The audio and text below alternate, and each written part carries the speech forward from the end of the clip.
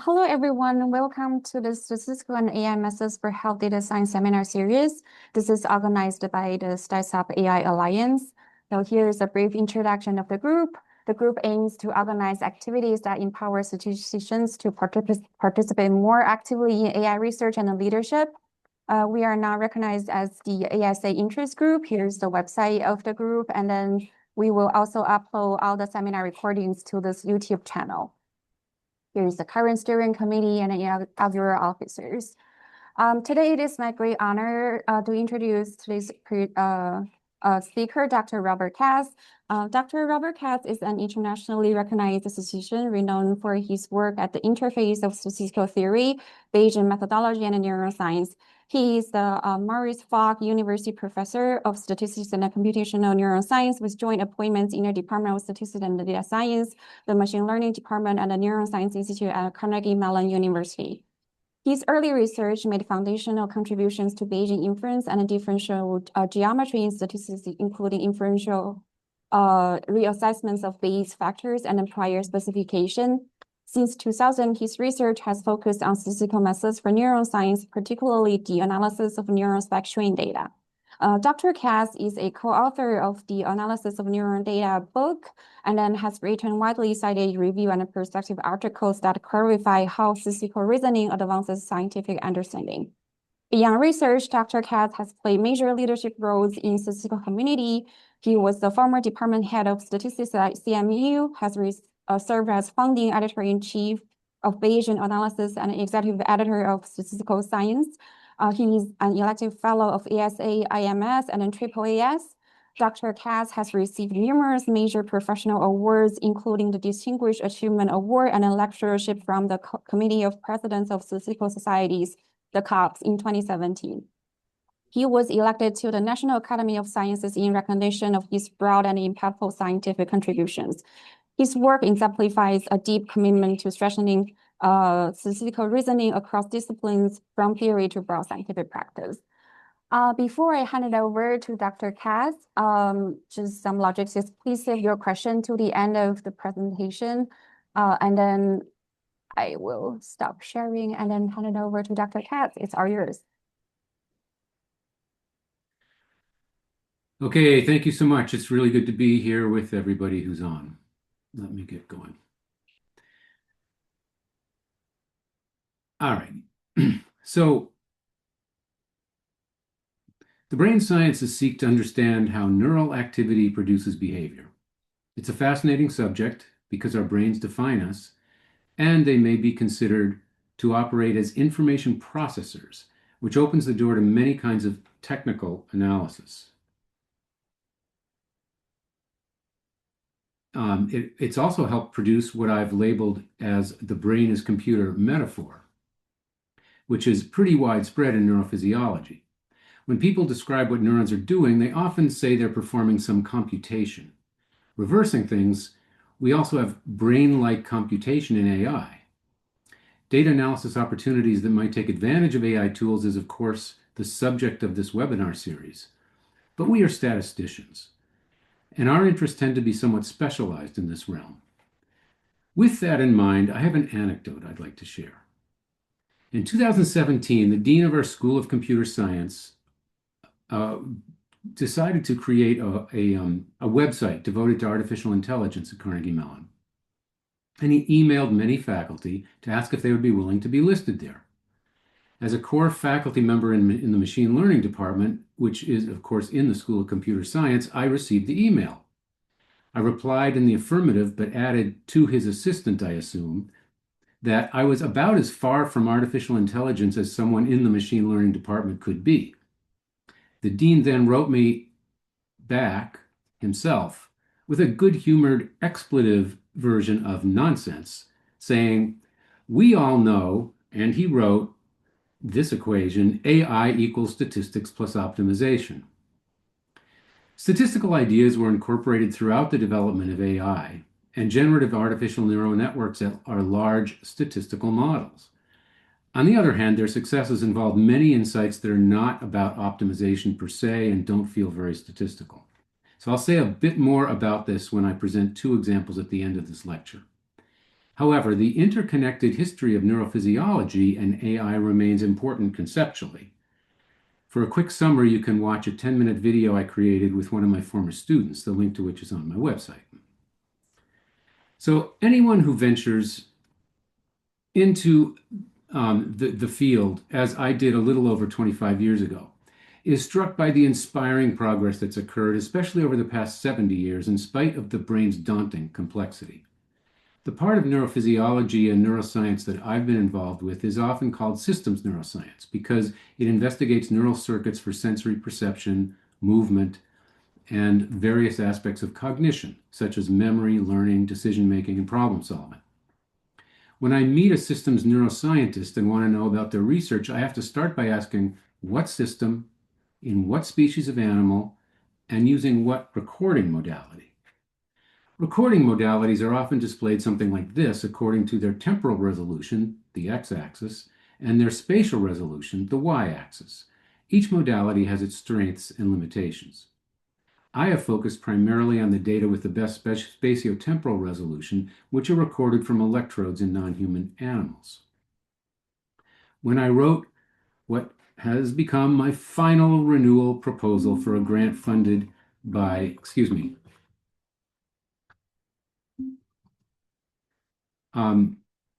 funded by the National Institute of Mental Health since 2001, I motivated the research by saying new statistical models could lead to improved treatment strategies involving interventions that would modify brain circuits with precision in space and time.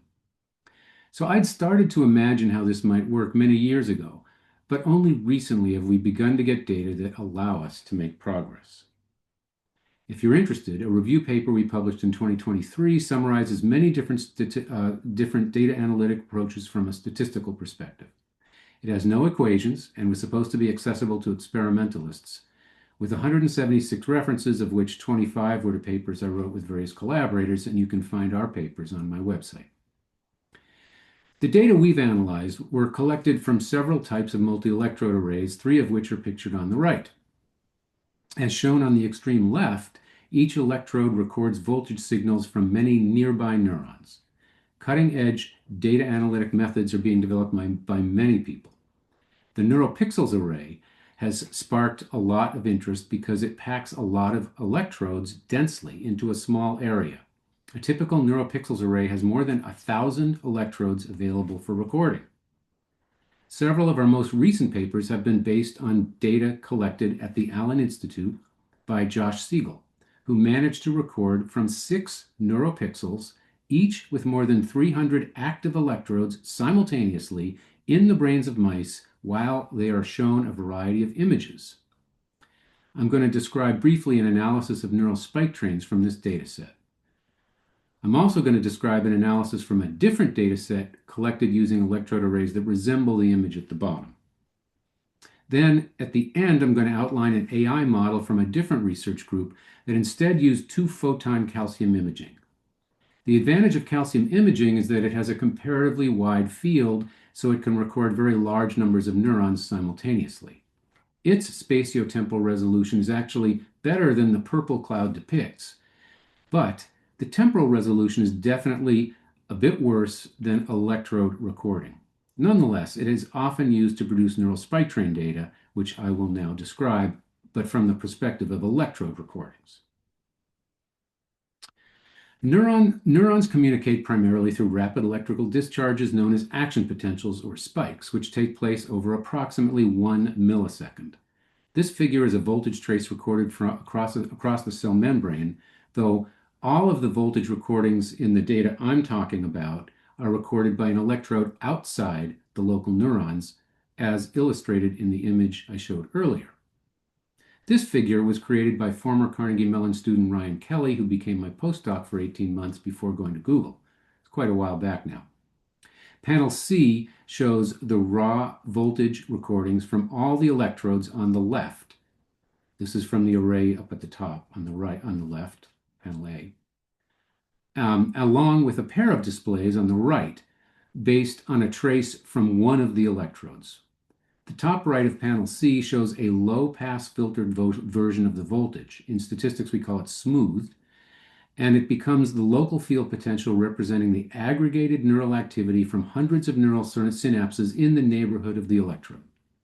The lower panel on the right, the lower part of the right of panel C shows a series of action potentials or spikes overlaid on top of each other. This results from a clustering procedure after high-pass filtering.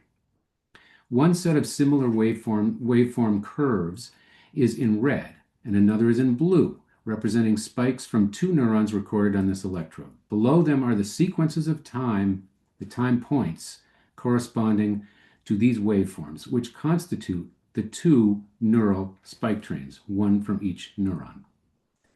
Here, on the right, I'm showing you the variation of neural firing patterns, the spike trains, across 3 repetitions of the experiment called trials, across time, and across 4 neighboring neurons.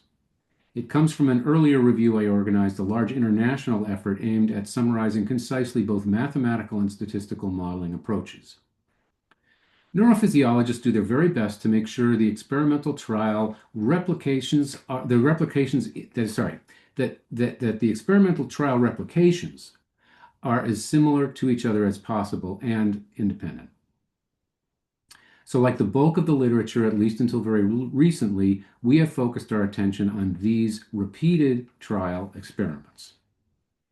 The main interest here is in the frequency with which neurons spike, in other words, the neuron firing rates. For example, particular neurons fire rapidly in response to specific visual stimuli. There are simple ways to reduce the variability. We can average across trials to produce a peristimulus time histogram, or PSTH, which will come up again shortly.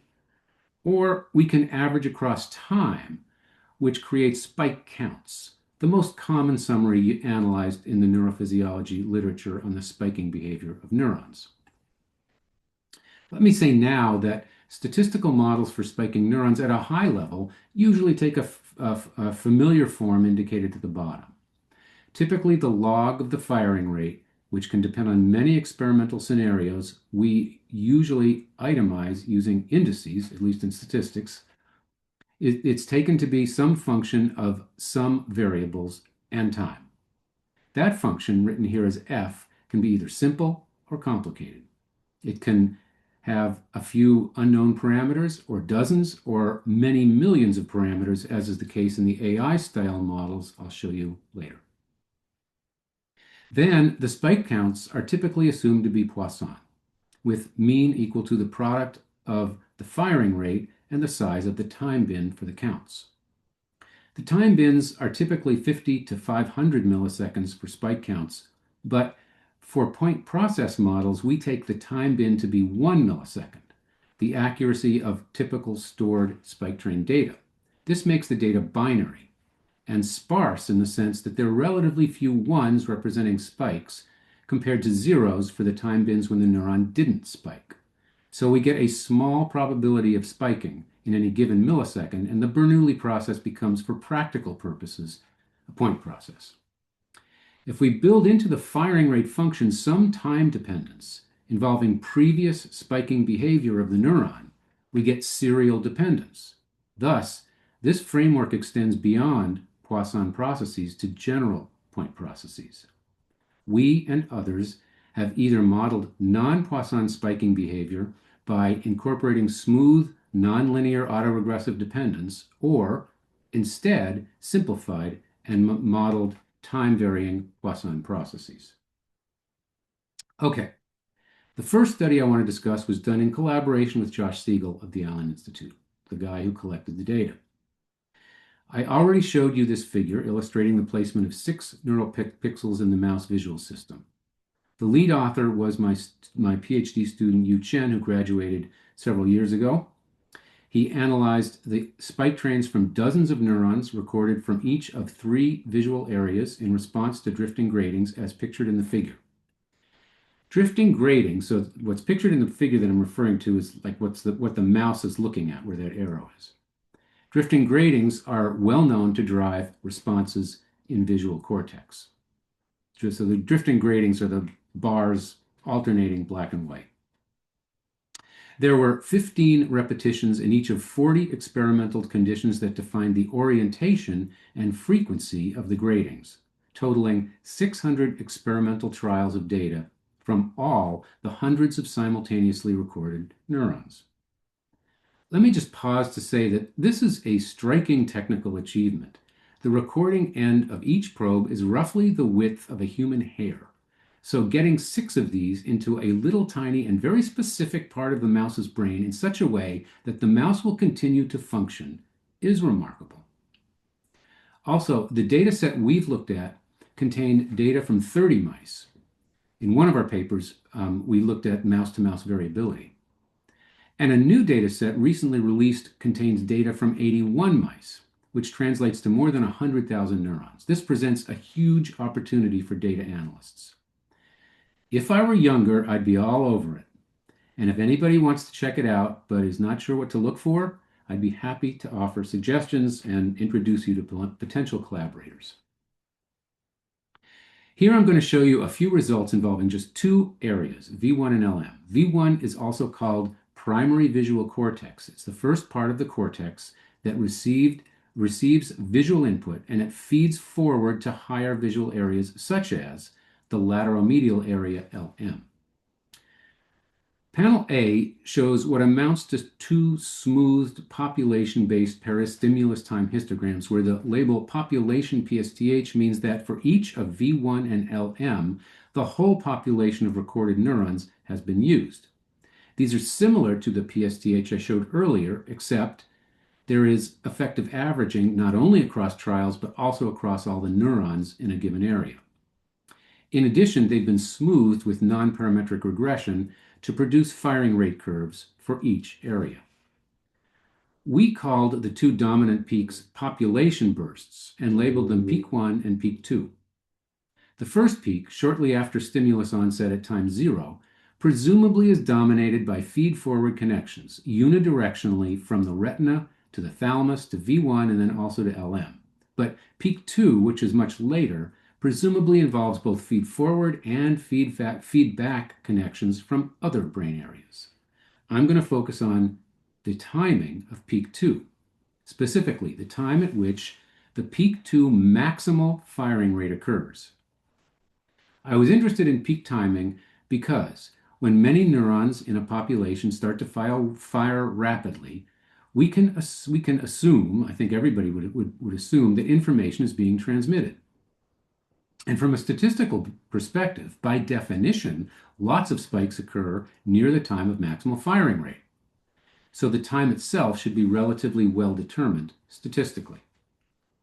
In particular, many investigations have found that when spike counts are computed using typical, relatively broad time bins, and then correlations of spike counts from pairs of neurons are found, they are small, as shown here, often less than 0.1, where they're plotted against the distance between 2 neurons.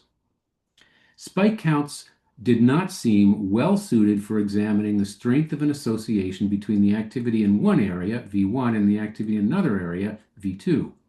I was hoping that we could find much higher correlations by instead examining correlation of peak timing across the 2 areas, and we did, but it took some effort. The project actually started with a pair of undergraduates, Brian Medina, now a senior PhD student at MIT, and Hannah Douglas, who became a graduate student at Princeton.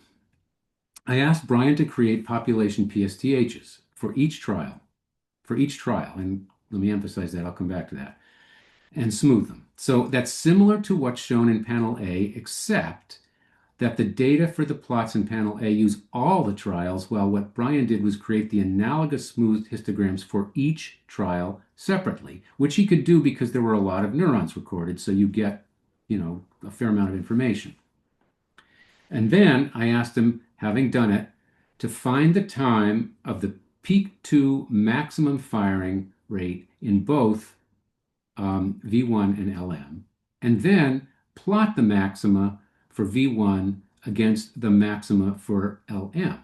The result is shown in panel B. Each dot represents the pair of population peak 2 times on one particular trial.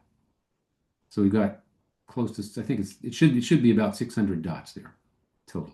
To my dismay, there was no visible association and no statistically significant correlation, even with this substantial number of trials, 600 trials. So I figured this is a job for a PhD student.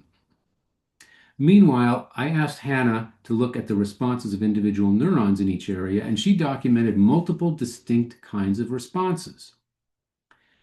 For example, some neurons went quiet for a short period after the stimulus onset. The upshot was that the neural responses were clearly inhomogeneous. So Yu Chen did quite a lot of work on this and was able to produce the plot shown in panel C, which we labeled denoised as opposed to the naive plot in panel B. There is now a remarkably high correlation, especially for anyone used to seeing relatively small spike count correlations of the type I showed you. He estimated the correlation to be 0.87 with a standard error of 0.025. The other striking thing about this relationship is that the time lag from the peak in V1 to the peak in LM is very consistent across trials at 9.6 milliseconds with a standard deviation across trials of only 2 milliseconds. Even though the trial-to-trial variability in peak times themselves in V1 and in LM is large, with standard deviations of about 30 milliseconds. This large variability is visible in the plot, where there's a large range of values along the x-axis for V1, the x-axis for LM, and likewise along the y-axis for V1. This has consequences. That large variability has consequences. For example, we showed that this shared trial-to-trial variability among neurons could completely account for the spike count correlations in the literature, even if the neurons were assumed to be otherwise independent. The model itself has a familiar-looking form, including model-based clustering, non-parametric curve fitting, latent variables, time warping, and point processes. A good statistics PhD student like Yu Chen can put this together in a few months. At the bottom, I've repeated the summary I showed earlier. You can read it as saying, some model gives us each neuron's firing rate as a function of relevant variables, including time. And we use that firing rate to define a point process and density function. Okay, now I'm moving on to local field potentials.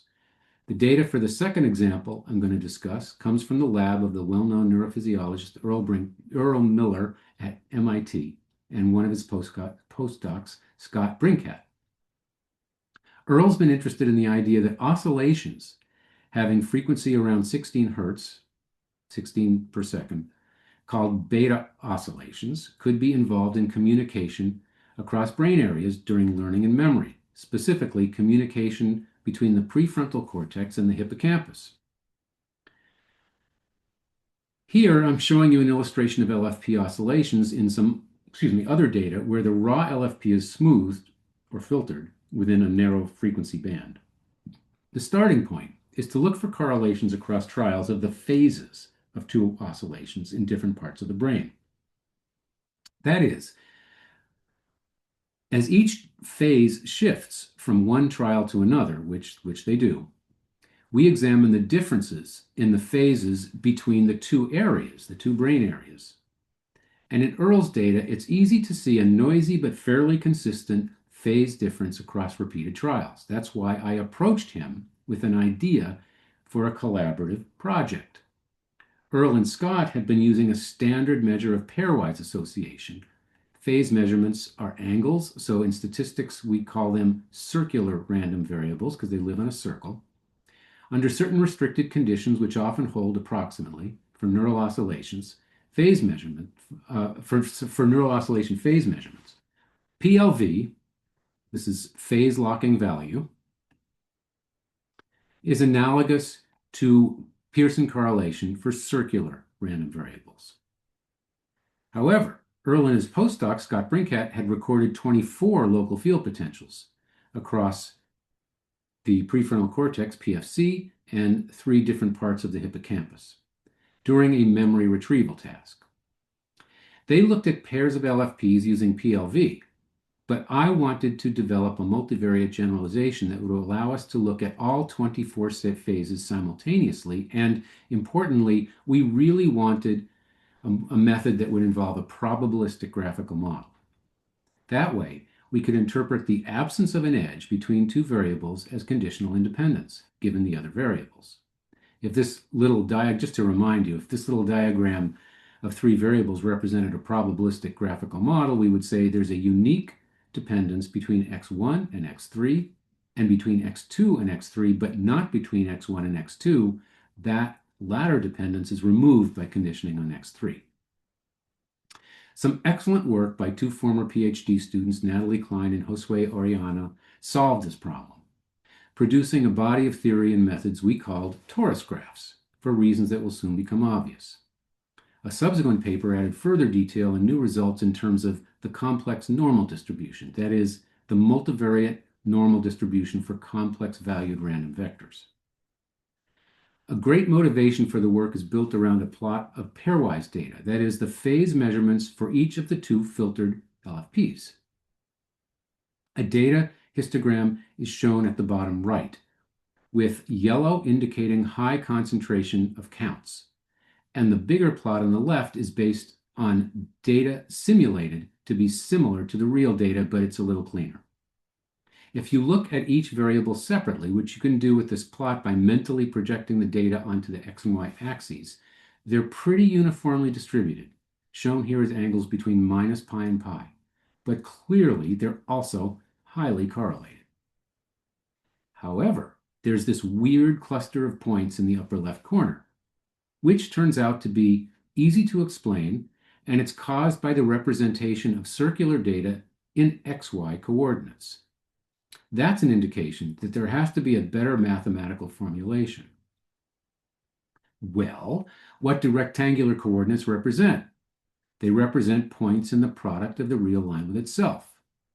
The domain of an angle is not the real line, it's a circle. The product of two circles is a torus, and this picture represents one of the angles by blue and the other by red. So, if we make a bivariate plot instead on the torus after smoothing, so yellow again indicates high concentration, we don't have any of those weird values. One of the students made a nice video to illustrate this, where he placed a red dot to indicate corresponding points in the two representations. You can see that dot suddenly hop over in the rectangular one, but it just continues around the torus on the right. So the torus is clearly the more elegant representation, and to get a graphical model for phase coupling analysis, it's statistically natural to develop an exponential family on the multidimensional torus, where we consider the full exponential family having all two-way interactions. We defined a torus graph to be any subfamily of the full exponential family that has some subset of two-way interactions. And because of this construction, using an exponential family, a torus graph is automatically a probabilistic graphical model. It's the analog for random angles of the Gaussian graphical model for random variables in the real line. So there's a bunch of details that I will spare you, but here's a nice proof of concept from the students' analysis of the phases recorded from the linear probe that was placed into the hippocampus area CA3. Their torus graph at the top reproduces the spatial neighbor structure of the probe as unique pairwise dependence, whereas PLV, being purely a pairwise measure, cannot produce a probabilistic graphical model, and its graphical diagram could easily be misinterpreted as indicating unique pairwise dependence of every LFP phase on every other LFP phase. Instead, most of those edges represent non-unique dependencies. The full data analytic graphical representations are shown here. Substantively, the main finding is that the apparent dependence of PFC on the dentate gyrate in the PLV plot on the left, the dentate gyrus is indicated as DG, can be explained by non-unique dependence through CA3 and the subiculum. This is intuitive for a memory retrieval task because the dentate gyrus is an area associated with input to the hippocampus rather than output. So in memory retrieval task, we're expecting output, not input from the hippocampus. So those are the examples of spike train and LFP analysis I wanted to show you. Both kinds of data are widely analyzed, including in the, and they're both in the repository hosted by the Mellon Institute that Josh Siegel's made publicly available. I'm next going to describe a project based in part on an AI-style model. I'd like to characterize the resulting NeurIPS publication as a successful proof of concept. The problem was to identify population-to-population coordinated activity, that's correlational activity like what I've showed before, in the presence of high-dimensional nuisance parameters for within population variation. So in the earlier work that I showed you, the stuff that with that little plot that had the high correlation in panel C, we used only 3 parameters to characterize trial-to-trial variation within populations, assuming that all the neural spike trains were independent conditionally on those 3 parameters. It worked well, or at least it seemed to, but it's a strong assumption, and I was curious whether high-dimensional nuisance variability could be usefully modeled using an AI-type model. To be clear, what we wanted to interpret was the cross-population activity, such as the relationship of spiking in V1 to LM. Within each population, within V1 and within LM, we have substantial numbers of neurons, dozens, that each produce non-stationary binary time series. The interactions among those time series could, at least in principle, be very high dimensional. So for the final chapter of his PhD thesis, Zhang developed what we call a GLM transformer, so named because it's a hybrid model. A traditional GLM, a Poisson non-parametric regression model, was used to describe cross-population activity, in other words, between population coupling, while the transformer would capture the dynamic evolution of multiple neural firing rates within populations. The structure of the model is shown here for neural populations from brain areas labeled Area 1, Area 2, Area 3. Each area has many neurons across time and across many repeated trials. The transformer produces a latent vector Z in front of that blue arrow for each animal, trial, and area. That latent vector determines B-spline coefficients using a multi-layer perceptron and thus B-splines for the individual neuron dynamics. Each neuron has its own readout weights that combine several alternative splines. Put together, this represents the within population dynamics. Each neuron's firing rate is determined by the population dynamics modulated by the nonlinear autoregressive self-history effects and the cross-population coupling we're interested in. My final example is a foundation model for neurophysiology that was reported last year in Nature. It's from a large team of authors associated with a big multi-center project known as Microns for machine intelligence from cortical networks. This project's been around for a bunch of years, and they've finally got very serious products. The same group produced many related papers for Nature and other Nature itself, the main publication, and also Nature published journals like Nature Neuroscience. The technical lead was my Carnegie Mellon colleague, Zach Pitko. The idea is that analogously to large language models, some corpus of data is used to train a very flexible model, a so-called foundation model. It's the same terminology that's used in AI generally, like for large language models. The foundation model is then relatively easily tuned when it's deployed to new data. The work is impressive in terms of data analysis and results.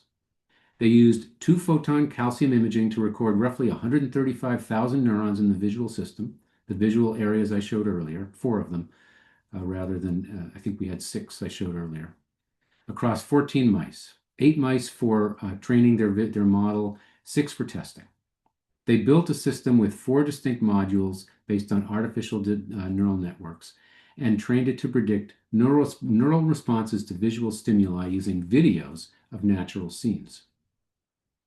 They were successful in predicting in the test mice using minimal within-mouse training, including responses to novel stimuli not part of the training set, neural locations, and neuron anatomical classifications. They also applied this model in 2 other publications to obtain new physiological results by using the model to predict and then verifying the predictions experimentally. So this is a graphical depiction of the system taken from the paper. It starts with the mouse perched on a ball with head fixed in a particular position so the calcium camera can be inserted into the brain while videos are displayed in front of the mouse. The mouse watches them. The camera's field is large and it can record at multiple depths. This produces calcium images of neurons in multiple layers of the visual cortex at different depths, which is physiologically important, as the neurons in different layers have different functions within the circuit. Now, you could imagine the stimulus being fed into a large artificial neural network. Here they used a convolutional LSTM labeled core over on the right, in order to predict the data up at the top. Data and corresponding predictions for 2 neurons are shown with the labels in vivo and in silico. In vivo, of course, being the real data, in silico, the predictions. However, more is going on as well. The visual image needs to be processed to reflect perceived perspective using eye position, which is also tracked. That's a second of their 4 artificial neural network modules. Its output becomes an input to the core module.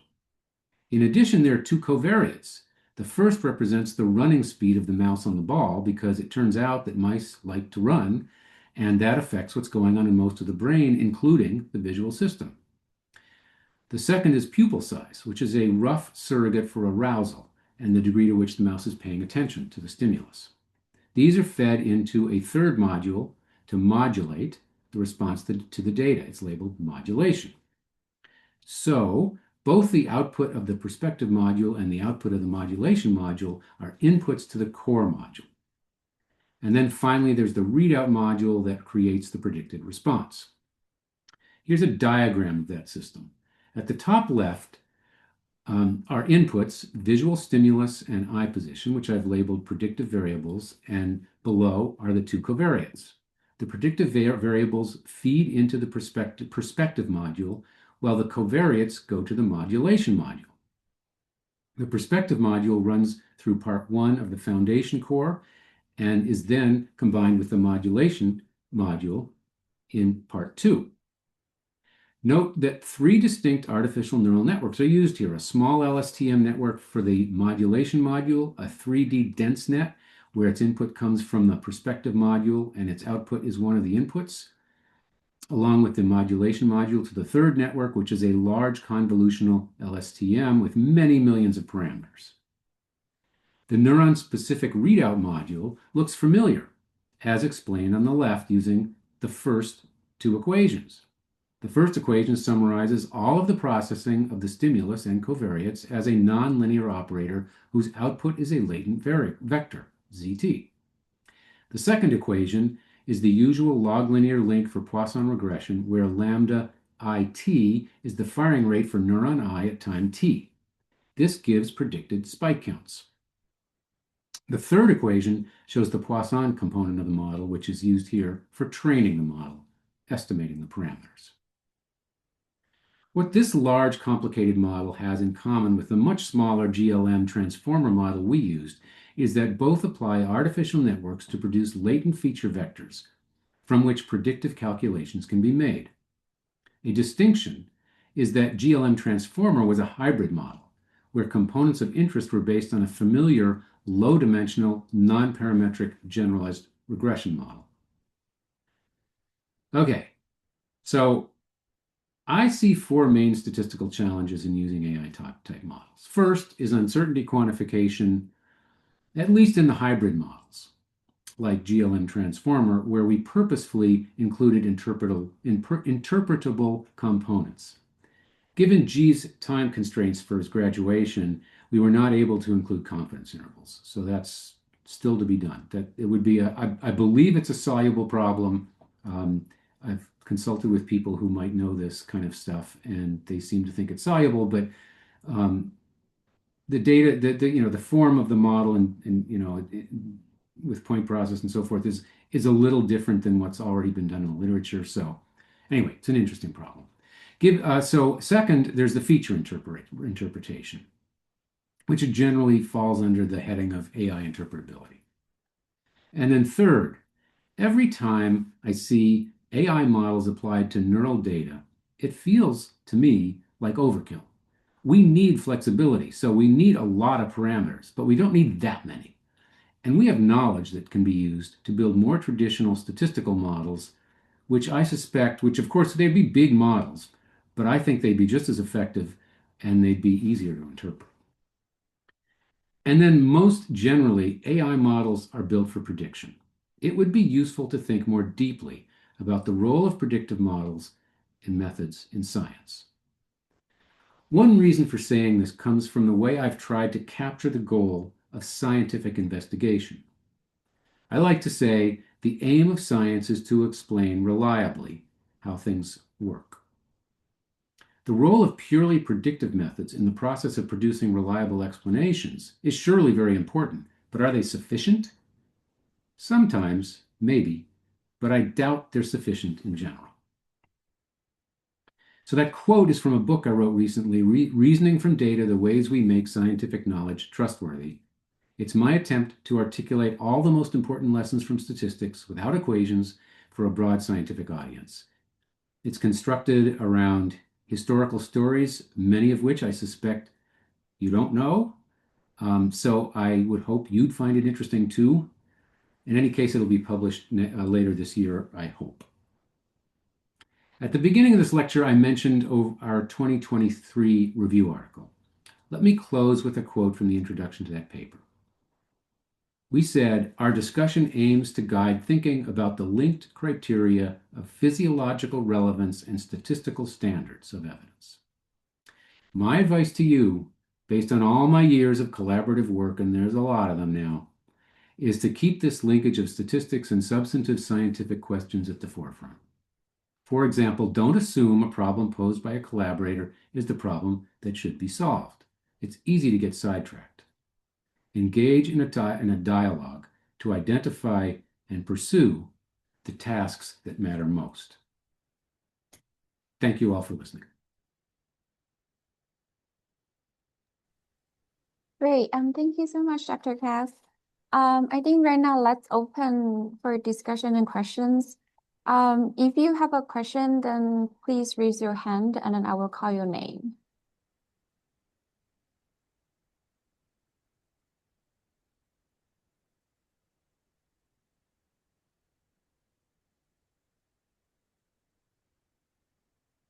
While we are waiting, so maybe can I ask a naive question, like for example, if we want to start working on neuronal level data, neural spectrum data, is there like the Allen Brain Institute would be a good resource for, like, for example, look at some public data?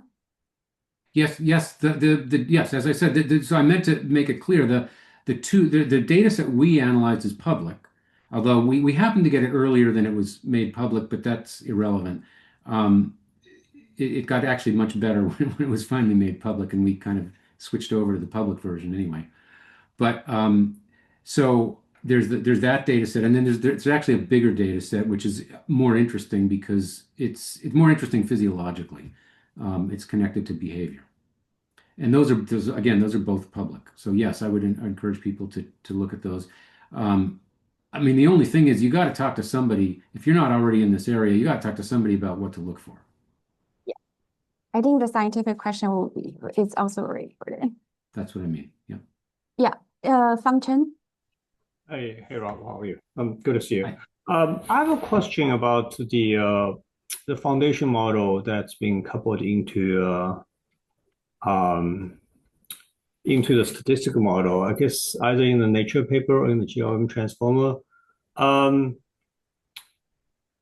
do they? I mean, the way that these models being laid out seems to be people just follow their instinct to build the model, or there's still some sort of guidance on how these model. I mean, the way you laid out is, fairly statistical, having predictive variables and covariates. But I imagine when they start doing it, there's a lot of moving pieces for them to try out with all these different variables. Yeah, But okay. Let me say, in the case of that foundation model, so it's a big team effort, but I can tell you, because I've talked to Zach, the lead technical guy, a fair bit, and I know the senior experimental guy. I mean, years ago I knew him. There's going to be in one of these efforts a lot of knowledge base to build on, and there's, I mean, they made the measurements, for example, for the covariates because they knew they were important, right? Other people had already shown that the running speed makes a difference. We actually wrote a paper about running speed as well, and um, and arousal using pupil size is the one thing that people can get that's kind of a very crude approximation to arousal or paying attention. Those two variables were clearly important. That's why they measured them. So they knew that they were going to be covariates, and they wouldn't call them that necessarily, but they might, because there's a lot of statistics has really penetrated a lot of the world, and sometimes the terminology too gets taken in. In any case, the idea is the same. I think they understand these are not the variables we care about, but we have to include them. So I think it was clear to them that it might make sense to treat them separately. I don't know the evolution of all that and how long it took them. This project's been going on a long time, so this was not a fast turnaround kind of model, obviously. But I believe there was primarily one graduate student who took the lead along with Zach. That was just the impression I got. And so then the other thing was, that perspective model. Zach happens to be he did a long time ago did work on the visual system. He knew a lot about that. Plus, he's a physicist by training, PhD physicist. So like that, setting that up and figuring out, how you transform to what the retina sees. I mean, that's a very, very simple kind of optical problem, and they figured out how to do that. That didn't surprise me that was there. The big thing that was surprising to me, because honestly, um, I didn't appreciate this until I read that paper and talked to Zach, was the use of the convolutional LSTM. So, because I was expecting a transformer. So, the LSTMs have been around a much longer time. LSTMs go back to the late 90s and really were used quite heavily until transformers came along with the 2017 paper, All You Need Is Attention. And then kind of transformers took over. But LSTMs actually are probably better, more efficient for time series models, it seems like. That they're kind of automatically built for time series, whereas transformers are not. There's nothing inherently time series about them. You have to kind of, in fact, as you may know, if you've worked with them, you have to include positional encoding just to get time series even in there. And it's not done as sort of a basic part of the modeling, but it's an add-on. And so in a certain sense, it's not too surprising that it might be more efficient to use LSTM. So they tried a transformer, it turns out. I asked Zach about this. And they found that the LSTM was better for this data. okay, So that might give you some kind of inkling about some of the choices. But if you want to know the details, like, okay, how many layers, if it were a transformer, how many, G had to decide how many attention heads do I use? What's the dimensionality? What's the dimensionality of the embedding space? There's all these things you got to fool around with, and it's just trial and error as far as I can tell. I do not see any principles about that. Other than yeah. Okay, so I can maybe this gets to my related question, is how. So if they say that LSTM is not as good as this foundation model, they have a way to judging it. I mean, is that a similar concept to goodness of fit, or they're just doing a goodness of fit problem in statistics? No. So yeah, so when they say that the transform is not as good, what they mean is it can't predict as well. Okay. And it's a pretty good paradigm. I mean, that's a perfectly good way to, you've got 6 held out mouse and 8 training mice, and they're using the 8 training mice, and comparing on the held out mice, and it's like that's a pretty good way to do it. Right. But if they're coupling this foundation model, prediction model into this binary process model, is a similar idea of goodness of fit now No. coming statistical? That's only for training, as far as I can tell. I don't think that's used for any of the, like, there's no inference prediction. As far as I can tell, the prediction is based on the actual firing rates. I see. Okay. I'm pretty sure. I should check that to be positive, but I'm pretty sure I understood that right. Okay. All right. Thank you. May I ask a couple of questions here? Yeah, sure. Please go ahead. Yeah, so Dr. Kass, I see like you're using the non-parametric curve fitting for the modeling the intensity of the spike trains. So is there any like a computation concern in there? Like I don't know how big your data set is, and do you guys need to do anything to like manipulate the possible computational cost? Yes, there is a real so that the one that Yu Chen fit, actually we couldn't use effectively for studying mouse to mouse variation. He did it on 2 mice. He did 1 mouse to find the results and 1 mouse for replication. And that's all we could afford. That was overnight calculation, on his laptop. Oh. And in order to go to multiple mice, the paper that studies that, actually what I suggested was decouple all those parts of the problem into different components and just do them separately. And that turns out to be much easier and simpler, and it turned out to be about 90% as effective or something when he compared to the Yu Chen model. So maybe a little less, 85. And that was completely, you could just do that relatively fast. So yes, totally. There's a computational issue. Yeah. I see. And also like my second question is like cause then like I don't know if there any downloadable like neurospike kind of data available like that's openly available to download. I'm saying all you could, well, I don't know. Yeah, Allen Institute. That data you can download that data. I don't know. No, it's big. So you'd have to be a little careful about the size, but I'm pretty sure you can download it. I don't think you'd be restricted to, using it over the web or something. That doesn't make sense. It's public, and there's other public data as well. But that's like a really great resource right there. I see. Thank you very much. And the other way I've always gotten data is by actually looking in the papers and contacting people. And I will tell you that I don't remember anybody ever saying no to me, because what they figure is, first of all, they tend to be sharing. They have a kind of a sharing culture in that sense, but they also say, well, I'll get another paper by just collaborating with this guy who has some idea, and they just say, sure, here, here's the data. That's cool. Yeah. Assuming they've published on it already, then it's just not a problem for them.